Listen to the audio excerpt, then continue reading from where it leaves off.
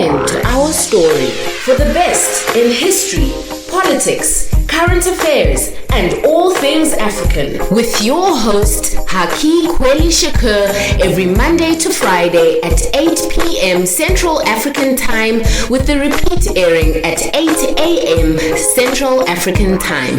Our Story, exclusive to Bantu FM. About Shakur. In our leader used to teach us, and he preached many things to us.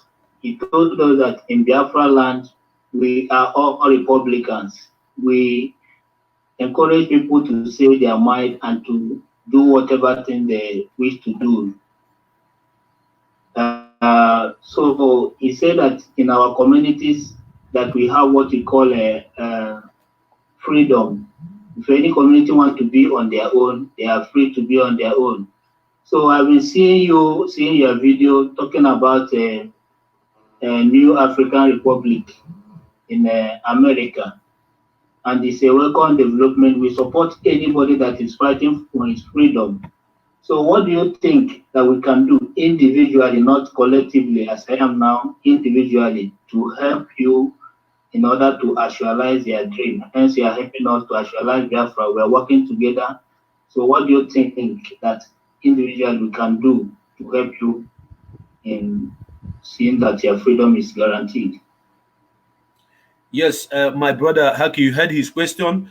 Somebody is calling on the red line. Please, the caller on the red line, can you hold on, or should you? Can you call back, please? If you can call back, better. If you can hold on, then you can hold on, please, because someone is already on the line. Thank you. So, Haki, go ahead and answer his question. Yes. I heard him mention saying something about Margie Comnu saying that y'all was Republicans and things of that nature. I'm gonna answer the second part of that question too. I would like brothers and sisters to understand that when I be doing my videos and things of that nature, and when I be talking about political issues and political parties and what people believe in things of that nature, I want people to understand that not to get me confused, that I don't necessarily disagree with what people call themselves politically and what they identify with politically. The only thing that I'm trying to teach brothers and sisters in Biafra land is the fact that the politics in America is different than the politics in what we would call Africa or Biafra land or Igbo land when it comes to things like Republicans, Democrats, and things of that nature. And for me to clarify that real quick, so people can understand, so they won't get me confused when I do disagree with those type of things.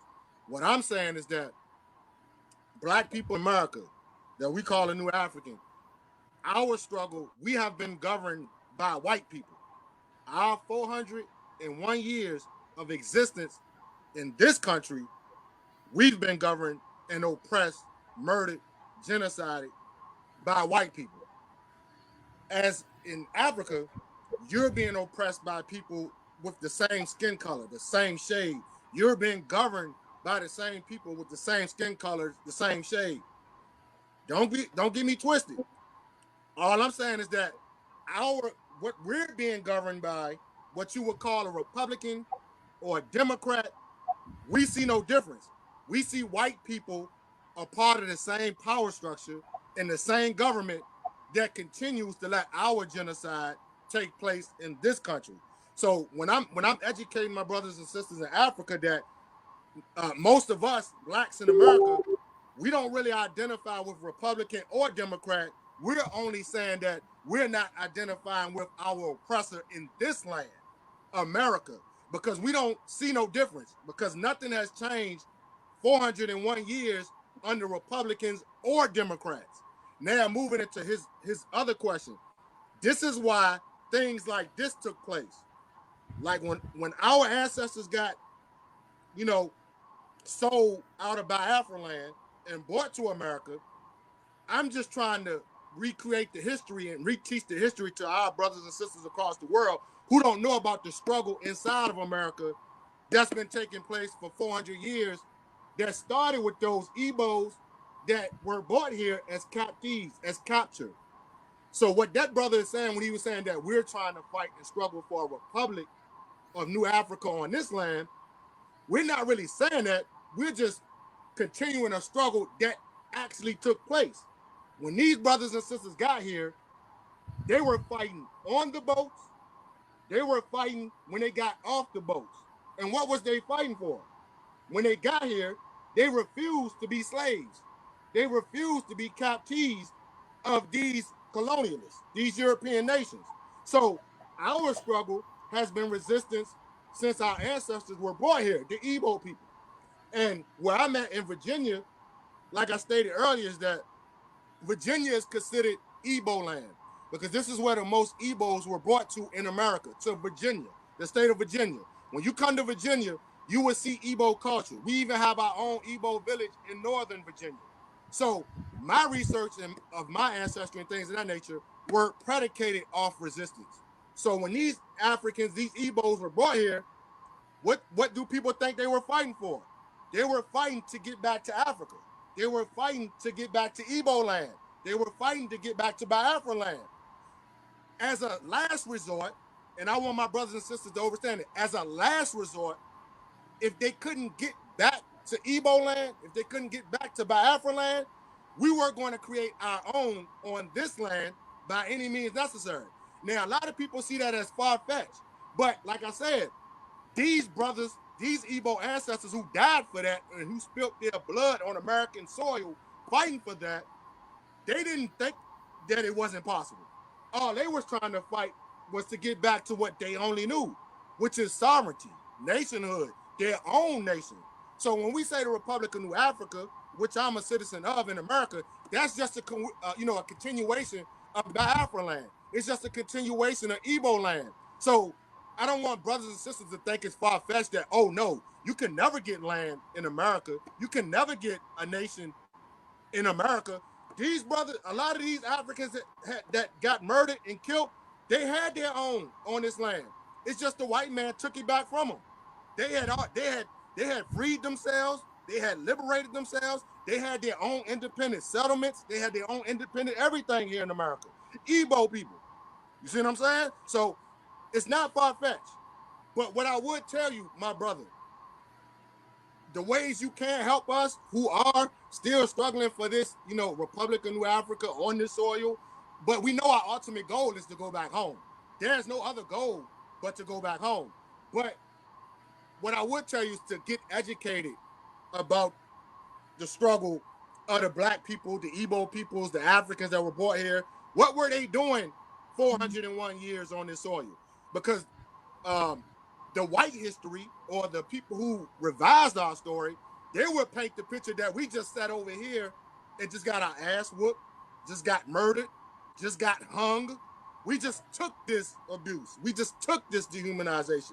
That is the biggest lie in history. No, we were killing them. We were murdering them. We were fighting back to get back to Biafra land. We've resisted ever since we stepped on this soil.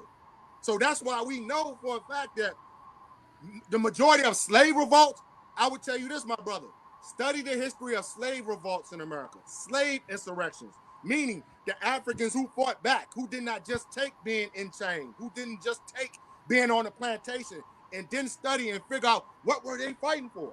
What was their ultimate end goal? What were they trying to do?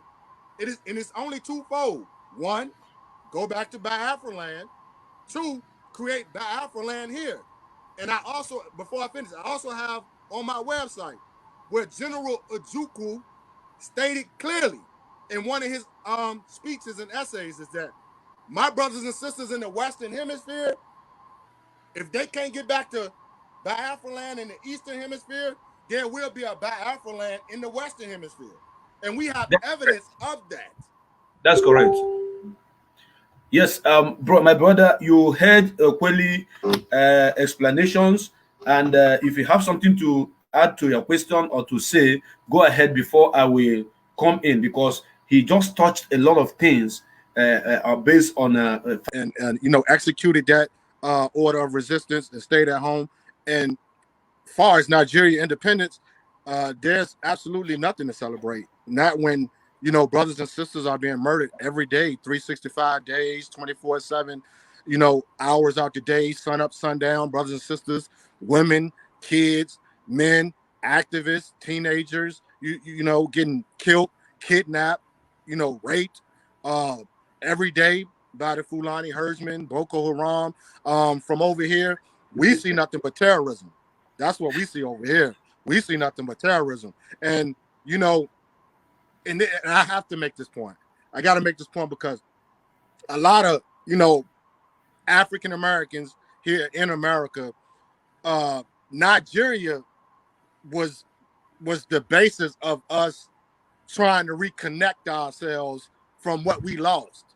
But from what we've seen over there, it's not a great example because a lot of brothers and sisters here in you know, in America, African Americans, we identify with Nigeria more than any place in Africa because we know that's where our ancestors came from in slavery.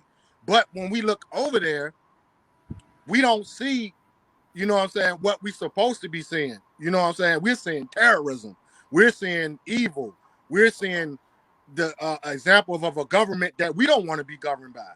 And no human being should want to be governed by. So at the same time, it's heartbreaking. Like when I do my videos, I'm always telling you, it's heartbreaking from us over here seeing our brothers and sisters being murdered like that, and the government is in on it. You feel me? So it's like, it's very disheartening. Say about our brothers and sisters in America, we know for a fact that the global media and things of that nature is not on the side of the oppressed. So the first thing we do is question media. We don't go off everything we see in the media. Now, you do have some colonized brothers and sisters in America who believes anything that the media puts out, you know what I'm saying, about you know, what's going on in other countries that they would label third world countries or things of that nature. But the one thing about the majority of us, we know who owns the media. We know who controls the media. So we do our investigation first. And us of all brothers and sisters in the world, identifying with the oppression of others across the world, we are not manipulated by the media so easily. So when they saying, you know, organizations and family groups like IPOB are terrorists, no, we don't fall for that. We don't go for that because we do our own personal research on what's going on all across the world. So no, the brothers and sisters in America do not identify IPOB as terrorists because you got brothers and sisters like me who are here to teach and clarify, you know, the propaganda that's put out by our enemies, which is the media. The media is controlled by our enemies. So it's our duty to control the narrative. So when we're seeing brothers being oppressed, killed all across the world, we don't fall for the media propaganda because we know that media is our enemy.